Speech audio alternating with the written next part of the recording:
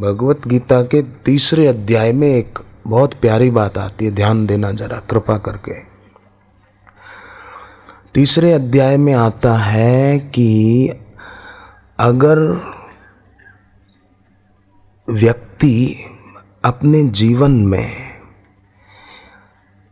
कर्मों को यज्ञ रूप बनाए, माने अपना कोई स्वार्थ, अपनी कोई आसक्ति, अपनी कोई ममता, अपनी कोई कामना न रखे कर्म में। समझो दुकान धंधा करते हैं, काम धंधा, तो भी भाई हम भगवान के लिए ही कमा रहे हैं। और फिर ऐसा ये जो आप अपना काम धंधा करते हैं, नौकरी करते हैं, अपना घर गृहस्थी भी चलाते हैं, फिर समय निकाल कर शिविर में आए ना, ये यज्ञ रूप कर्म है। फिर अपने अपने इलाकों में कोई बाल संस्कार की सेवा करे, कोई सेवा करे और बदले में कुछ न चाहे अपने लिए, तो ये यज्ञ रूपी कर्म हो गया, यज्ञार्थ कर्म है ये। आप देखो सूर्य नारायण यज्ञ कर रहे हैं, बोले अभी इतनी गर्मी हो रही है, ये यज्ञ हो रहा है। गीता के 9वें अध्याय में लिखा है, भगवान कहते हैं संसार का हित करने के लिए सूर्य रूप से मैं ही तपता हूं। अब कोई बोले गर्मी बहुत है, मैं तो परेशान हो गया, तो सोचो वो व्यक्ति भगवान की अवहेलना कर रहा है कि नहीं कर रहा है। हाँ, गर्मी पड़ रही है तो अब बरसात की सीजन आएगी थोड़े समय में, ठीक है। तो यज्ञ रूपी कर्म से प्रसन्न होकर भगवान गीता में कहते हैं 3 अध्याय में 12वें 13वें श्लोक के अंतर्गत, यज्ञ रूपी कर्म से प्रसन्न होकर दिव्य शक्तियां बिना मांगे ही सब कुछ दे देती है।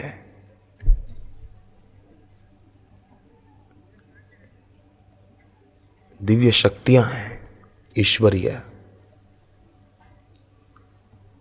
अगर यज्ञ रूपी कर्म व्यक्ति करता है तो शक्तियां बिना मांगे उसको देगी और देगी, इसमें कोई शंका नहीं है। पर लोग क्या करते हैं, देने वाले को भूलकर मिलने वाली वस्तुओं का चिंतन ज्यादा करते हैं। यज्ञार्थ कर्म भगवान ने 12 प्रकार के बताए हैं। यज्ञार्थ कर्म भगवान ने, भाई यज्ञार्थ कर्म करो तो दिव्य शक्तियां बिना मांगे सब कुछ दे देगी। तो यज्ञार्थ कर्म कौन कौन से? 12 प्रकार के हैं यज्ञार्थ कर्म। उसमें पहला है ब्रह्म यज्ञ। ब्रह्म यज्ञ माना जो भी कर्म हम करते हैं, चाहे सेवा करते हैं निष्काम या काम धंधा करते हैं रुपया कमाने के लिए, वो भी जरूरी है ना, कमाएंगे नहीं तो काम कैसे चलेगा।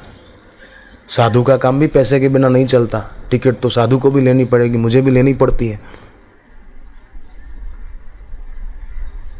कपड़ा पहनते हैं तो कपड़ा के लिए पैसा चाहिए, तो अर्थ तो चाहिए।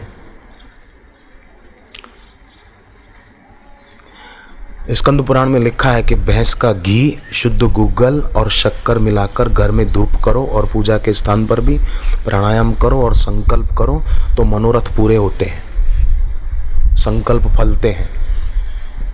भैंस का घी, शुद्ध गूगल और शक्कर, मनोकामनाएं पूर्ण होती हैं। पौराणिक वचन है, माने तो मर्जी, ना माने तो आपकी मर्जी, मालिक है, अर्जी मेरी मर्जी आपकी। तो ब्रह्म यज्ञ माने जो भी कर्म हम करते हैं उसमें कर्ता, जो कर्म करने वाला, करण, ये जो हमारी इंद्रियां हैं, हाथ पांव आदि, जीव कर्म इंद्री भी है, ज्ञान इंद्री भी है।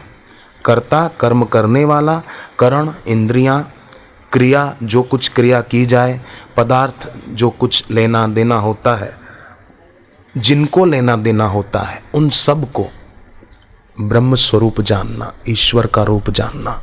ये मेरा दुश्मन है, ये गलत आदमी है, ये गलत लड़की है, ये ऐसे हैं, ये ऐसे नहीं। हम कोई यमदूत थोड़ी हैं, वो यमदूतों का काम है, अपन साधक है, यमदूत नहीं है। क्या जरूरत है? किसी से वैर रखने की, दुश्मनी रखने की।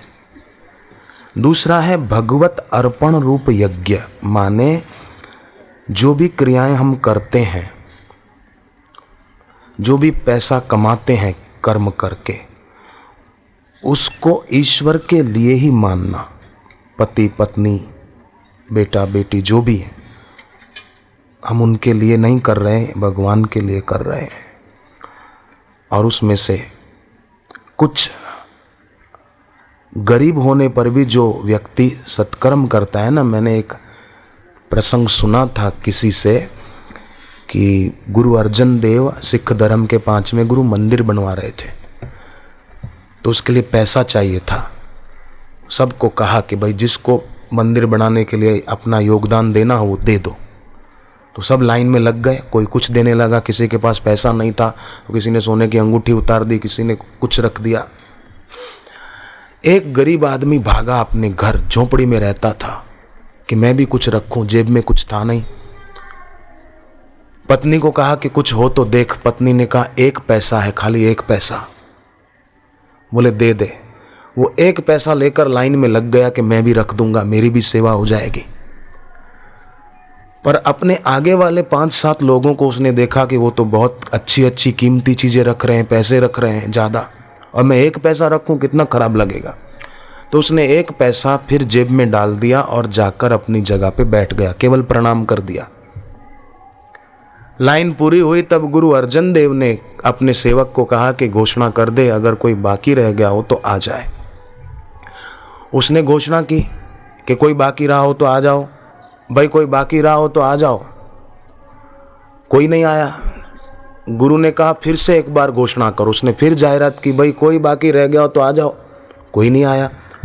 तब तीसरी बार गुरु खुद बोले कि अब वो नहीं आता है तो मैं उसके पास जाता हूं।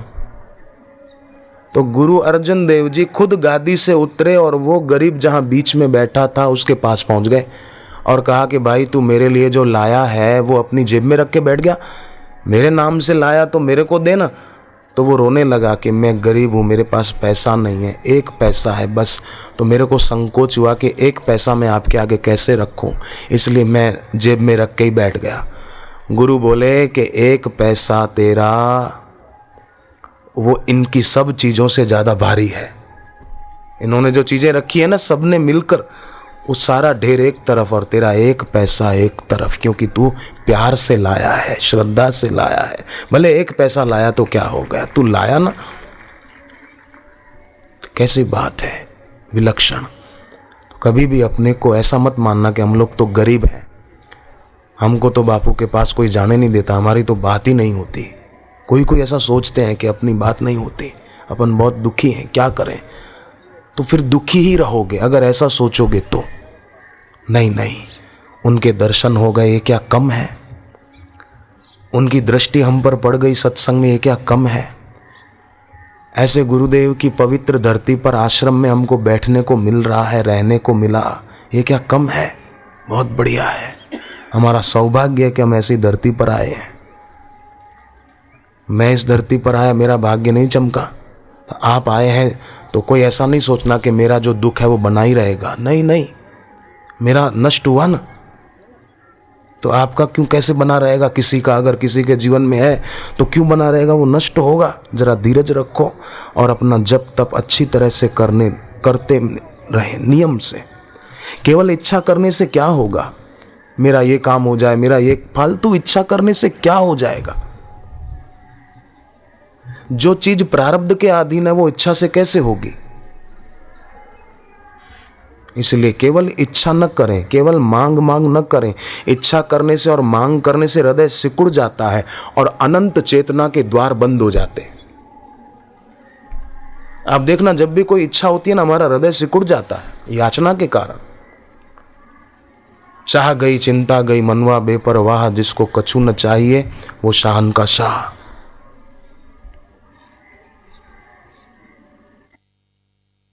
जिसकी कोई इच्छा नहीं है। तो भगवत अर्पण रूप यज्ञ। और चौथा संयम यज्ञ। संयम यज्ञ माना अपनी जो इंद्रियां हैं उनमें से किसी को भी विषयों में प्रवृत्त न होने देना, ये संयम रूपी यज्ञ है। भगवान कहते हैं ये यज्ञ करो तो दिव्य शक्तियां मदद करेगी।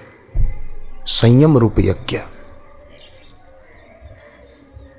वृंदावन में रासलीला हो रही थी, कई संत, अखंडानंद जी, उड़िया बाबा जी और कई संत बैठे थे। एक लड़की उठकर आई स्वामी अखंडानंद के पास और कहा कि वो जो लड़का बैठा है ना, वो बार बार मेरे तरफ देख रहा है, मैं क्या करूं? तो संत ने कहा तुझे कैसे पता चला कि वो तेरे तरफ देख रहा है? तो तुझे कैसे पता चला? इसका मतलब तू भी बार बार उधर ही देख रही है। तू कहती है कि वो लड़का मेरे तरफ देख रहा है, तो कैसे पता चला? तू भी तो उधर देख रही है। तू क्यों देखती है उधर? तू देख नहीं।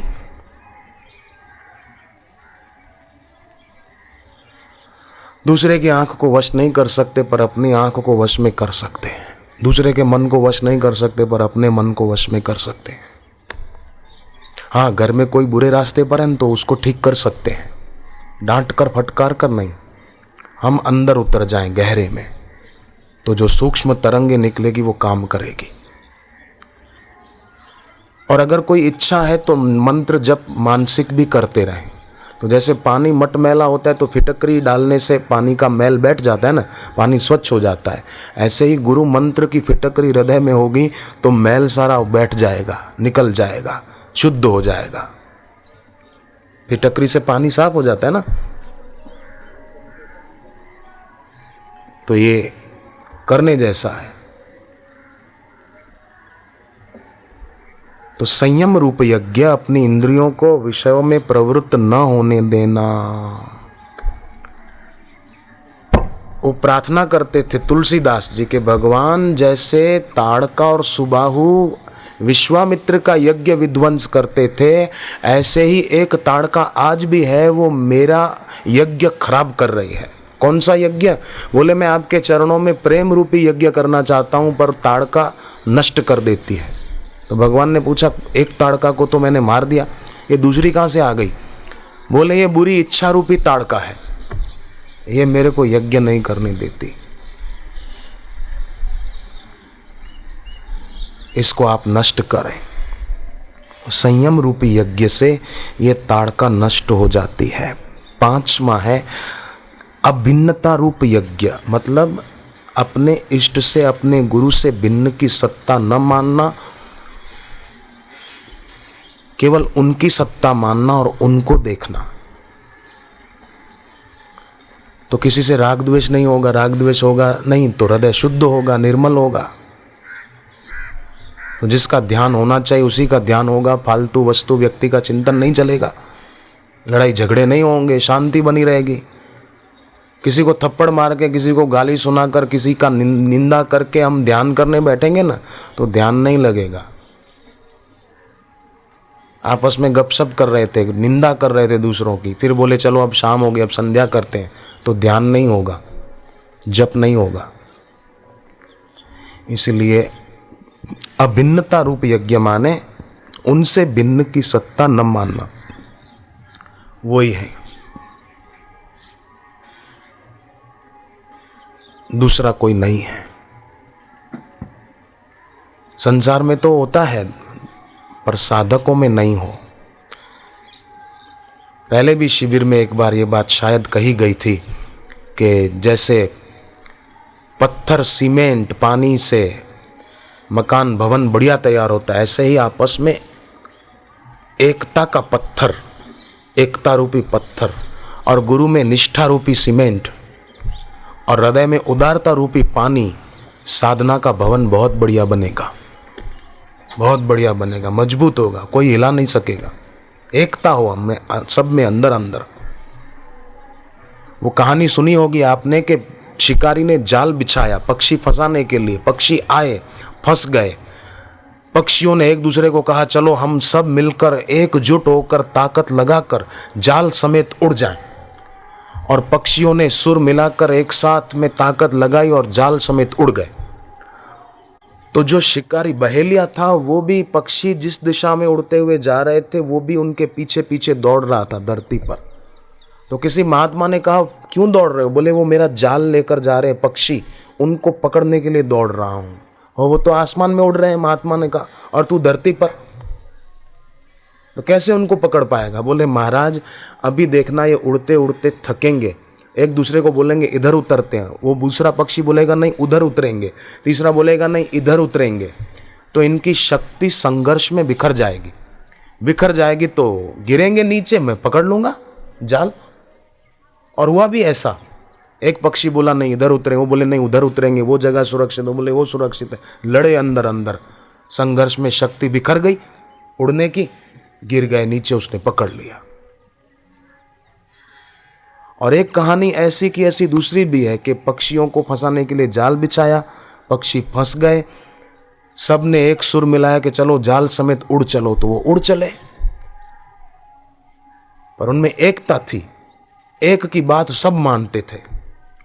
तो उड़ते उड़ते सब एक के संकेत के पीछे पीछे एक ऐसी जगह जाके उतरे जहां एक चूहा बिल में रहता था, और चूहे ने धीरे धीरे जाल को काटना शुरू किया, पक्षी निकलते गए, जाल कट गया, पक्षी मुक्त हो गए। तो एकता, अंदर अंदर संघर्ष नहीं, आपसी फूट नहीं। कोई करता है तो भले उसका कर्म वो जाने, अपन किसी के लिए न रखें। सद्भावना, हाँ, उसका मतलब ये नहीं कोई दुष्ट हमारा शोषण करता रहे, कोई ठग हमको ठगता रहे।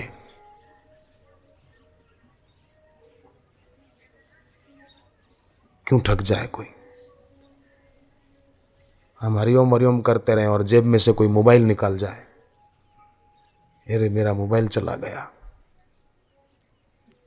मेरा नहीं गया है,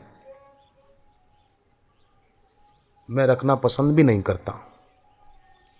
मैं फोन रखना पसंद नहीं करता, मैं मौन रखना पसंद करता हूं। मौन रखना बहुत अच्छा है, और आपको तो फायदा है शिविर में, सुबह की संध्या, दोपहर की संध्या, शाम का सत्संग, तीनों टाइम आप तो मौन रहते, मैं ही बोलता रहता हूं। मौन रखने की इच्छा वाला बोलता रहे और बाकी मौन। अब सुनने में फायदा है, हाँ? और सुनने में आनंद भी आता है। मैं जब बैठ के सुनता हूँ ना, मुझे लगता है कि सुनने वाले कितने नफे में हैं, कोई मेहनत नहीं, बस आके बैठ गए। हाँ आप बोलो महाराज, क्या बोलते हो तुम? हम तो बैठे, तुम बोलो। और सुनने वाले की तो मौज है, आए नहीं आए उसकी मर्जी है, कहीं भी बैठा रहे, जब उसकी मर्जी हो तब आए, और जब उसकी मर्जी हो उठ के चल भी दे। अभी मेरी मर्जी हो अगर जाने की तो मैं नहीं जा सकता। जा सकता हूं क्या? मैं मेरी मर्जी से उठकर नहीं जा सकता। आपकी मौज हो तो आप उठ के पधार सकते हैं यहां से। सुनने वाले फायदे में है। और कई लोग तो ऐसे बेचारे भोले भाले होते हैं कि फिल्मों के गाने सुनते हैं, बोले हम अपना अर्थ लगाते रहे, सारी जिंदगी लगाते रहे अर्थ, हम अपना अर्थ लगाते हैं। लगाओ। चाहते हैं हीरे और मोती और बैठे हैं कचरा घर के पास के हीरे मिल जाएं, गलत जगह बैठे हैं।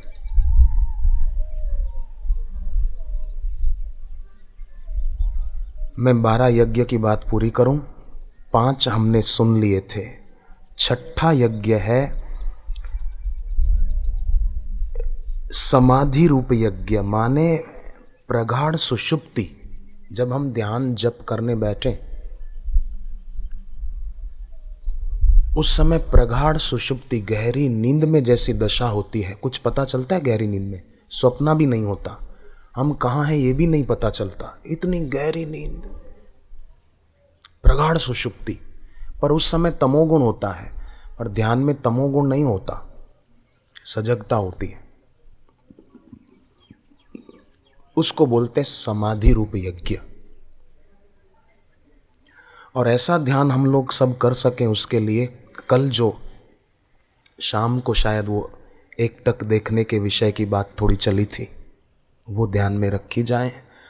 और कभी कभी बैठे बैठे जब ध्यान कर रहे हों तो दोनों हाथ ऊपर की ओर उठाकर अपनी ऊर्जा का ऊर्ध्वीकरण हो रहा है ऐसा संकल्प करना और मेरे गुरुदेव का आशीर्वाद मुझ पर बरस रहा है ऐसी भावना मन ही मन करना। कभी कभी जीभ को तालों में लगा देना, कभी बंद आंखों से आज्ञा चक्र की ओर देखना, कभी दोनों हाथों की उंगलियां हथेली आमने सामने मिलाकर जोर से दबाना और मन की चंचलता शांत हो जाए तो हाथ फिर गोद में रख के बैठना।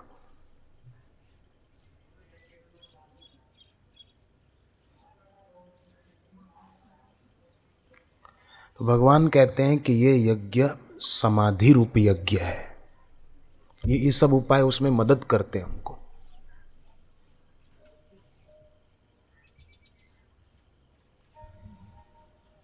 सातवां यज्ञ भगवान ने बताया है विषय हवन रूप यज्ञ। विषय हवन रूप यज्ञ माना हम संसार में रहते हैं तो इंद्रियों का विषयों से संयोग होने पर भी उनमें राग द्वेष न होना। समझो कभी भोजन स्वादिष्ट बना, अच्छा बना, वो आप खा रहे हैं, ठीक खा लिया, पर राग न होना कि कल भी मेरे को ऐसा ही मिलना चाहिए, कल भी ऐसी स्वादिष्ट सब्जी मिलनी चाहिए, कल भी ऐसी चटनी मिलनी चाहिए, राग ना होना। और कभी थोड़ा सादा सूदा मिल गया तो द्वेष ना होना, नहीं भाई कोई बात नहीं, जो मिला वाह वाह वाह। बुद्धिमान आदमी को जब सच्ची और सही बात सुनने को मिलती है तो वो उससे पूरा फायदा उठाते हैं, और जो बुद्धिमान नहीं होते उनको सही बात समझाओ तो भी उसका अनर्थ कर देते हैं। एक लड़का खूब खाता था, ज़्यादा खाता था, माँ ने उसको कहा कि अब तेरी शादी हो गई, अब तो तू थोड़ा सुधर जा, कम खा, गम खा। वो तो खूब खाता था। एक दिन उसको ससुराल जाना था, माँ ने कहा इज्जत मत बिगाड़ना, वहाँ तेरी सास आएगी पिरोसने तो बस बस बोलना ऐसा। वो पिरोसने बोला बस बस बस, ऐसा बोलना, थोड़ा खाते ही नहीं जाना। बोले ठीक है। अगले दिन गया ससुराल तो सास पिरोसने लगी तो स्वादिष्ट बनाया था, खाता गया खाता गया, माँ की बात भूल ही गया। आखिरी में सास ने चावल दिए उसको, चावल भी उसने ढेर करवा लिया, और जब उसकी सास कटोरी लाई घी की तो खाडो ऊंडो करो, चावल के बीच गहरा खड्डा किया, घी ज्यादा है। सास तो बेचारी ये दामाद है, घी की कटोरी लाई और यूं उडेलने लगी और सोचने लगी कि अब बोलेगा बस बस, पर वो तो घी की धार को देख रहा था। धार को देखते देखते थोड़ा एकाग्र हुआ तो माँ की बात याद आई कि बस बस बोलना है। पर घी की कटोरी खाली होने में देर कितनी लगे, कटोरी हो गई खाली, तब वो बोला। तो क्या बोला, बस।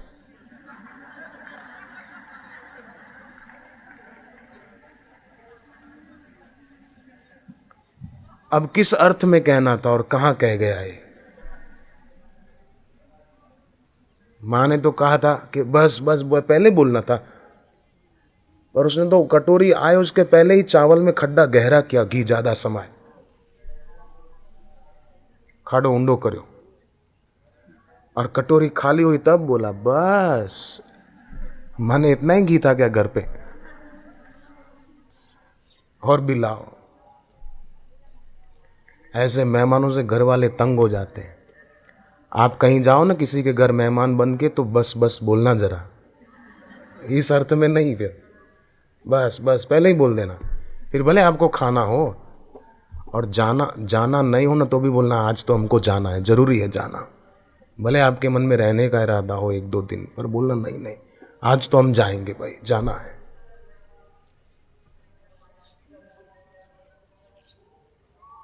एक ऐसा आदमी किसी के घर मेहमान हुआ, गले पड़ू, घर वाले तंग आ गए। एक दिन पति पत्नी ने प्लान बनाया उसको भगाने का। मेहमान गेस्ट रूम में थे, पत्नी रसोई घर में थी। पति ने रूम से आवाज दी, मर गया मर गया मर गया, बचाओ। पत्नी दौड़ती आई, मेहमान भी आया। तब तक तो वो गिर गया था नीचे, आंख बंद कर ली। पत्नी ने मेहमान को कहा, भाई साहब किसी डॉक्टर को बुला के लाओ। वो बोले, मैं तो अनजाना हूँ, मैं जानता नहीं डॉक्टर कहाँ रहते हैं। तो बोले, किसी मेडिकल वाले को पूछ लेना। बोले, मैंने बाजार भी नहीं देखी। वो पत्नी बोली, कैसे आप मेहमान हो, हमने इतनी आपकी सेवा की, आप इतनी मदद नहीं कर सकते। पड़ोसियों को आवाज़ दी। मेहमान ने सोचा पड़ोसी आएंगे, कुछ कहेगी तो बात बिगड़ जाएगी, यहाँ से खिसकने में ही सार है। मेहमान खिसक गए। तब वो माई ने देखा कि मुसीबत गई, अब ज़्यादा झंझट क्यों करें। पति को इशारा किया कि पतिदेव उठो उठो। वो गया, उठो। पति ने धीरे से आंख खोली, इशारे से पूछा, सचमुच गया? बोले, हाँ गया। इतने में पति ने देखा कि पत्नी की आंख में आंसू थे। तो वो बोला, पगली रोती क्यों है, मैं कोई सचमुच में थोड़ी मरा हूँ। तब पत्नी बोली कि मैं भी सचमुच में थोड़ी रो रही हूँ, ग्लिसरीन लगाया है। वो बोला, मैं सचमुच में नहीं मरा। पत्नी बोली, मैं सचमुच में नहीं रो रही, मेहमान पलंग के नीचे से बाहर आया।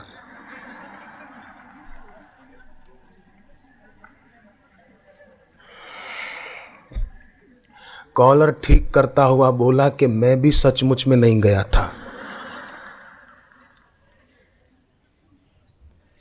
हे भगवान, हे भगवान, हे भगवान। फिर उनको दूसरा प्लान करना पड़ा उसको भगाने के लिए। वो मैं अगली शिविर में बताऊंगा। वो भी बहुत अच्छा, फिर सचमुच चला गया था वो।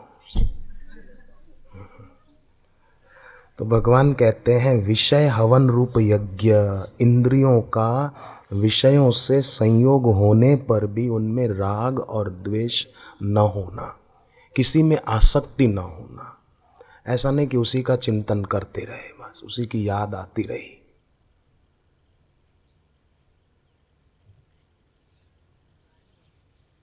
जिसके दिल में गुरु की याद रहती है उसको और किसी की याद आती नहीं है।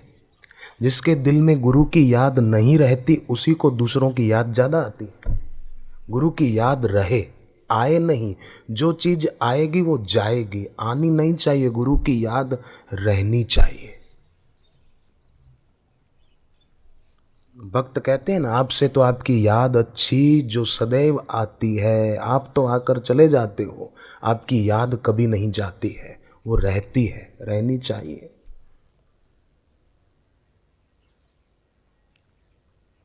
ऐसा भक्त यज्ञार्थ कर्म करने में सफल हो जाता है। 8वां है द्रव्य यज्ञ। द्रव्य यज्ञ माना अपने पास अगर भगवान ने पैसा दिया है तो उसको व्यक्तिगत खर्च में ज़्यादा न लगाकर दूसरों की सेवा में लगाना, किसी गरीब की सेवा में लगाना, वो अच्छा है। ये यज्ञार्थ कर्म है, द्रव्य यज्ञ। 9वां है तप यज्ञ। तप यज्ञ माने हम जो सेवा करें, जो कर्म करें, उसमें अगर कोई कठिनाई आती है तो उसको सह लें।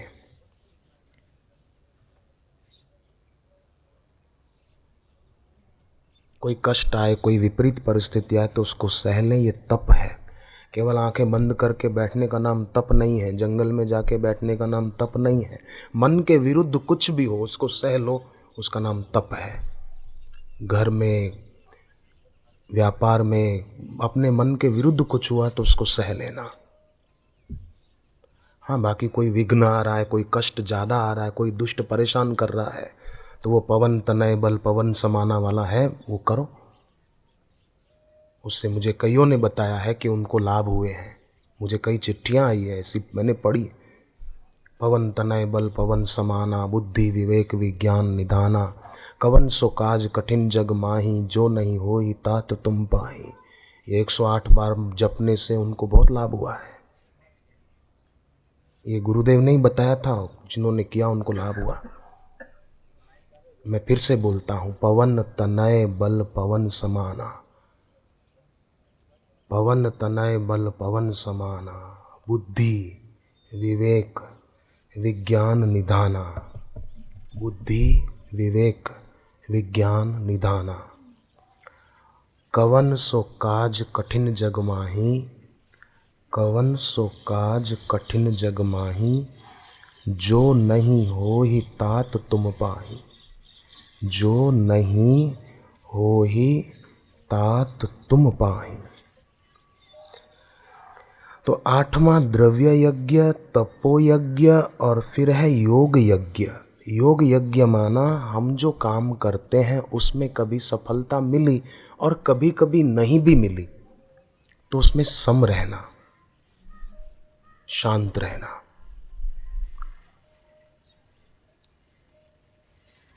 नौकरी धंधे के लिए समझो कोई जाता है और उसमें उसको सफलता नहीं मिल रही है तो बड़दादा की मिट्टी ले जाना, उसमें लाल कुमकुम मिला देना, स्नान करने के बाद रोज पूरब की ओर मुंह करके उसका तिलक करना और मन में संकल्प करके बोलना कि मेरा सौभाग्य सूरज उदय होके रहेगा, उसको कोई रोक नहीं सकता। ऐसा तिलक करके फिर जाए। नाक के जिस नथुने से श्वास चल रहा हो वो पैर पहले घर से बाहर रखें।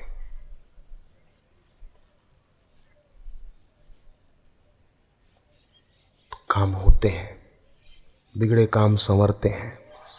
योग यज्ञ, योग यज्ञ में गुरु भक्ति योग भी आ जाएगा। फिर है स्वाध्याय रूप यज्ञ, सत्संग की पुस्तकें पढ़ना, वो भी एक यज्ञ है। अपने उद्धार के लिए पढ़ना, अपने कल्याण के लिए पढ़ना, वो यज्ञ है।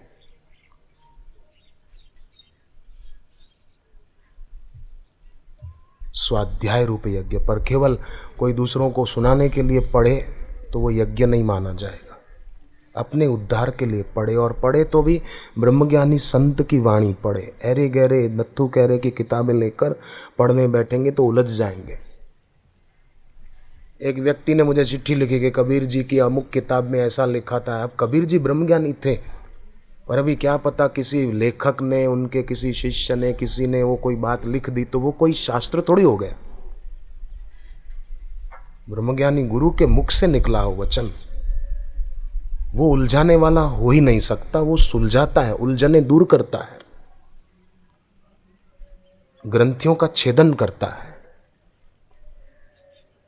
अज्ञानी लेखकों की किताबें पढ़ने से आदमी उलझता है, पर ब्रह्मज्ञानी गुरु की किताबें पढ़े तो उलझेगा नहीं, उलझने सुलझ जाएगी।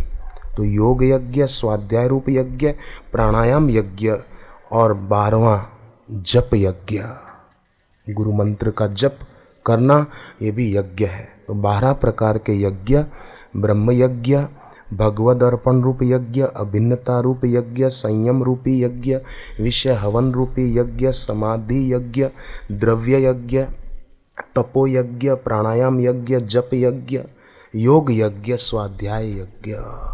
ये जो कर्म कोई करेगा तो भगवान कहते हैं उसको दिव्य शक्तियाँ, दैवी शक्तियाँ बिना मांगे ही सब कुछ दे देगी। अब देखो, प्रहलाद ये यज्ञ करते थे जो हमने सुने, तो प्रहलाद को कितने विघ्न आए पर उसको मदद नहीं मिली, उसको फिर राज्य नहीं मिला। ध्रुव को सौतेली माँ ने डांटा, फटकारा, धमकाया, पर वो ये यज्ञ करते थे, जप यज्ञ, संयम यज्ञ आदि आदि, तो क्या ध्रुव को राज्य नहीं मिला? पहले कष्ट जरूर आए थे, पांडवों को कष्ट जरूर आए थे, पर वो ये यज्ञ करते थे तो उनको लाभ नहीं हुआ, उनके शत्रु मारे नहीं गए।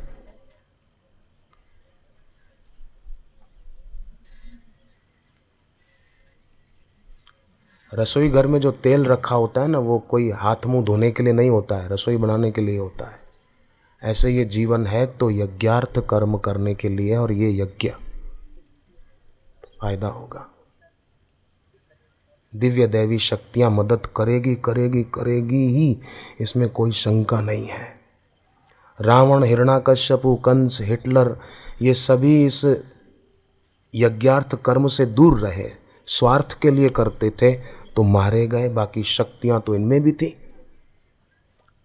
शक्ति कोई कम नहीं थी, अपार शक्तियां थी इनके पास, पर ये यज्ञार्थ कर्म नहीं थे तो विनाश हुआ उनका। अर्जुन के जीवन में यज्ञार्थ कर्म थे तो भगवान अर्जुन के पक्ष में हो गए। और देखो, आश्चर्य की बात तो ये लगती है कि भीष्म का जीवन यज्ञार्थ कर्म से भरा था। संयम रूप यज्ञ, ब्रह्म यज्ञ, समाधि यज्ञ, ये भीष्म के जीवन में थे, परंतु भीष्म उनके पक्ष में खड़े हो गए जिनके जीवन में यज्ञार्थ कर्म नहीं थे, तो भीष्म भी मारे गए। हालांकि यज्ञार्थ कर्म थे पर उनके पक्ष में हो गए, मारना पड़ा। द्रोणाचार्य भी यज्ञार्थ कर्म करते थे पर उनके पक्ष में हो गए। जिनके जीवन में यज्ञार्थ कर्म नहीं थे उनको भी मौत का मुंह देखना पड़ा।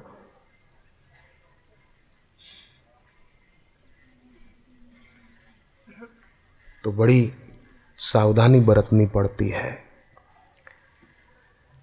लोगों की रुचि आजकल उसी में होती है, अखबारें पढ़ने में, कॉमिक्स पढ़ने पे। साधकों को चाहिए, मैं ये बात इसलिए कह रहा हूँ आपके आगे कि आप जैसे बुद्धिमान साधक अगर ऋषि प्रसाद, युवाधन सुरक्षा ऐसा साहित्य दूसरों तक पहुँचाएंगे तो आपकी बड़ी सेवा होगी। किताब तो एक होगी 5 रुपए की या 7 रुपए की या 2 रुपए की, 1 रुपए की, परंतु आपके द्वारा किसी और तक वो साहित्य पहुँचेगा तो उसको बहुत लाभ होगा, ये बात पक्की है। उसका जीवन संवर जाएगा और आपके हृदय में एक प्रकार का संतोष कि मैंने यज्ञार्थ कर्म किया। स्वाध्याय रूप यज्ञ जो भगवान ने बताया, मैंने उसको भी करने की प्रेरणा दे दी सत्संग की किताब देकर, युवाधन सुरक्षा देकर या ईश्वर की ओर देकर। उसका भी भला हो जाएगा, वो यज्ञार्थ कर्म करने लग जाएगा। तो जीवन में वे लोग भी धारा के अनुकूल चलें, धारा के विपरीत न चलें। आप चौराहे पर सीधे खड़े होंगे तो कोई नहीं देखेगा, पर चौराहे पर शीर्षासन करके खड़े हो जाओ, फिर देखो झुंड जमा हो जाएगा कि ऐसा क्यों कर रहा है, ये क्या बात है। मतलब लोगों की उल्टे कामों में ज़्यादा रुचि है, उपद्रव में ज़्यादा रुचि है,